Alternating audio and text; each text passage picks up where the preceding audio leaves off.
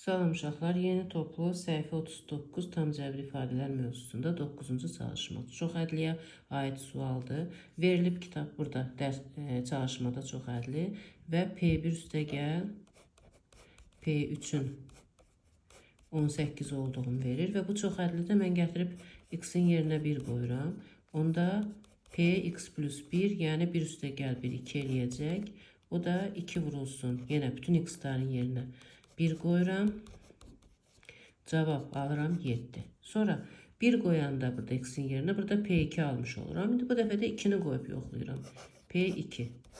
2 qoysam olacaq P2 üstəgəl P, 2 üstəgəl 1 P3 bərabərdir. 2 vurulsun. 2 qoymuşam axı yerinə. Bu dəfə 2-nin kvadratı üstəgəl 8 vur 2 çıx 3 olacaq.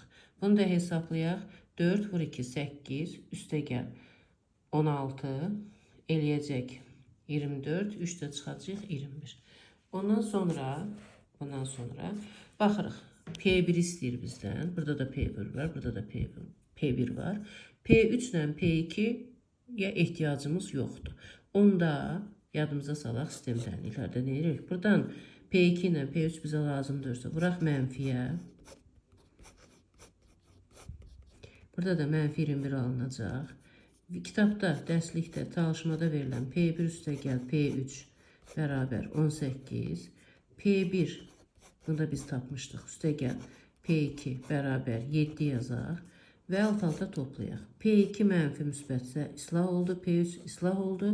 2 dənə P1 qaldı və bərabərdir. Burada da 25, 21, 24 qaldı. 25, 21, 4 qaldı. Eləcə 4 qaldı. Və P1-i də tapmaq üçün 4-ü böləcəyik 2-yə. Cavab olacaq 2. Belə.